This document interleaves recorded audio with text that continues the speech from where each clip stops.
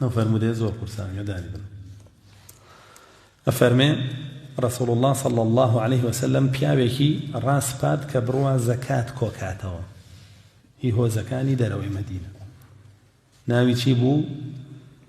ناوی لوتەیبیە، ئیبن لوتەیبیە، کوڕی لوتەیبیە. ئەوە ناوکێت. وتی بڕۆ زەکاتی فڵانە هۆز کۆکەرە و بیهێن لەگەڵ خۆتە. چەند پیاوێکی لەگەڵ خۆی برد و چەند وشترێکی برد و ڕۆژ زەکاتەکە بێنێ.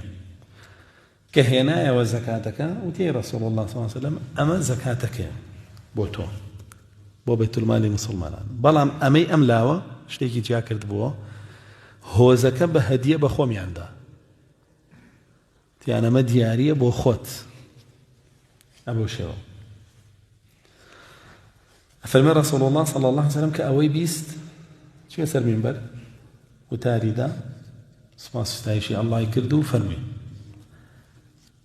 ئەوە کەسانێک بۆ واکەن ئێمە ئەیانکەینە سەرپەرشتیاری کۆکردنەوەی ماڵی زەکات، دوایی دێنەوە ماڵەکە هێننەوە ئەڵێنەوەی زەکاتەکەیە بۆ ئێوە و ئەمەی بۆ خۆمان هەدیەیە پێمان دراوە. فەرمێت دەیبا لە ماڵەکەی خۆی دانیشێ هەدیە بۆ بێتە ماڵەوە. بزانم بۆیە؟ بزانم بۆیە؟ بۆی نەهە. ئەنجا فەرمووی سوێن بەو ذاتەی گیانی منی بەدەستە، هەر کەسێ لە ئێوە شتێکی لەو بابەتە بکە ئەگەر وشترێکی بە هەدیەدا درابێتێ ئاوا هەڵی گرێ بۆ خۆی بڵێەوە زەکاتەکەتانەوە مە دیاری خۆمە، ئەو وشترە لە گەردنیەتی لە ڕۆژی قیامە بە کۆڵیەوەیەتی با بڵێن ئەباڕێنێ. ئێمە خۆمان بە هەمووی ئەڵێن ئەباڕێنێ، بەڵام خۆی لە عەرەبە بە وشتر ئەڵێن ڕوغا، بە مانگا ئەڵێن لەهوو خوار، بە مەریژ ئەڵێن تەعیر. ئەنی ئەگەر مانگا بێ بۆ ڕێی خۆیەکە، ئەگەر مەڕیش بێ بۆ ڕێی خۆیەکە و لە گەردنیەتی لە ڕۆژی قیامەتدا. فەرمێ پاشان دەستی بەرز کردەوە بۆ ئاسمان و سێ جار فەرمووی پێم ڕاگەیاندن تەواو ئەیزان سەدیقەت بن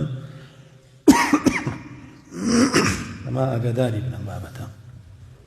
کەسانێک هەن ئەمڕۆ بە ناوی خێرخوازیەوە چیەکەن؟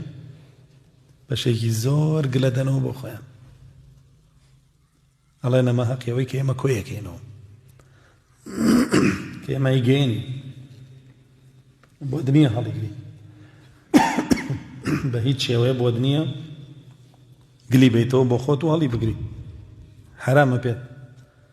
چونکە ئەو کەسات ئەیداتە دەستۆڵە چی لێکە، ئەڵێ بۆ خۆت لێی هەڵگرێ، ئەڵێ بیکە بەخێر. کامیان ئەڵێ؟ ئەڵێ مە بکە بەخێر، تۆ چۆن هەڵیەگری؟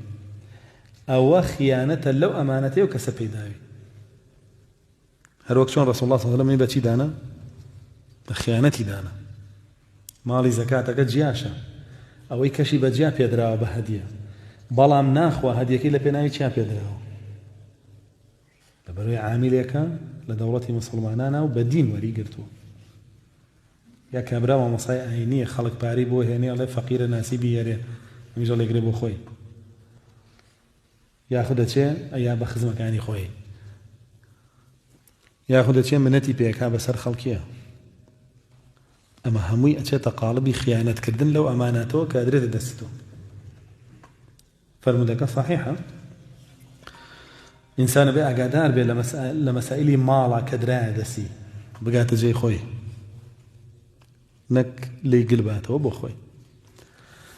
و زۆر بابەتی تریش ئەگرێتەوە. بۆ نمونە کەسێک مەدرسەیەکی هەیە هی دینیە، خەڵک پاری بۆ هێنێ بۆ مەدرسەکە، ئەم خۆی بۆ خۆی ئەشەرعێنێ، ئەڵێ من مەدرسەکە بەڕێوا بم ئەبێ هەموو مەسرفێکی من لەم پارەیە بێ. ئەوە جار حرامە پێی، ئەوە جار خیانەتە لە ئەمانەتە. مەجگە لەوەی ئەجری سەرپەرشتی کردنی مەدرسەکەی بەتاڵە بێتەوە، دەستی ناهێنێ، نابێ و بابەتانە. ئینسانە بێ ئاگادار بێ، چونکە هەمووی ئەمانەتە و ماڵە، و ئەمانەتی ماڵیش قورسە لە گەردنی خەڵکا بێ. رسول الله صلی الله علیه و سلم فەرمێ لە ڕۆژی قیامەتا دێ بە گەردنیەوەیەتی. ئەنێ ئینسان هەبێت لە ڕۆژی قیامەتا بێ سیارێ بە گەردنیەوە بێ، گەڵا بێ بە گەردنیەوە بێ، پاسێ بە گەردنیەوە بێ، ئەنێ بینایە بە گەردنیەوە بێ کە کردێتی بە ناوی خۆیەوە و لە کاتێکا خەڵک پارەی بیناکی دابین کردووە ئەو بۆ بانگەواز بەکاری بێنێ بۆ گەیاندنی دین بەکاری بێنێ کردی بە ناوی خۆیەوە بۆی لە مستەقبەلە ئەگەر پرۆژەکە فەشەلی هێنا مڵکەکەی خۆی بێ مدێت و لە قیامەتە ئاو بەگەردنیەوەیەت هێمووی لە ئەستۆی حسابە چ جایەوەی کە پارە کۆکاتەوە لە خەڵک بۆ فەقیرێک و دوایاڵێ ئەمە دەفتەرێ دەوەرەقی بۆ خۆم بە چه حەقێ بۆ خۆتە بە چه حەقێ بۆ خۆتە خەڵک یاوێتی بۆ فەقیرە نەیاوە بە تۆ کاتێکە بینی ئەبێتە دەوڵەمەند و ملیۆنەر ئەبەوە بەڵام خۆی کە بە دەمی خۆی لە دەفتەرێکا دەوەرەقەی هەڵەگرمەوە کەمەکەی بە تۆ هەتووە ئەوانێ لە دەفتەرێکا دەوەرەقەی بدا عەکسی کاتەوە نەوەت هەڵگرێ تۆ نازانی بۆیە لەم ڕۆیە حەزەکەم بزانن کە ئاخر زەمانە و ئەمانەت بەرز بۆتەوە نەماوە زۆر تاکید کەرەوە لەوەی کە ئەو ماڵە گەشت بێ بەدەستی ئەو کەسی شایستەیەتی وە خۆت بیە کاکە مەیە بە خەڵک مەیە بم بۆی بم خۆ بیبە یعنی لەناو کەس و کار و خزمی خۆتە فەقیر شک نابێ زەلام هاتووە بۆ لای ئێمە ماڵی هێناوە توێتیەوە بە فەقیرێ و دمەی خۆ فڵانە کەسی خۆ ناسیومە وای نەمزانیەوە فەقیرە با فڵانە کەسی خۆ پێشە هەڵا من بیشی بەمەیەم بۆ خۆ بڕۆ بێرێ پێویستەکە بڕۆی یەکێ بدۆزیتەوە بکەیت دەستیەوەیش بۆت بخوا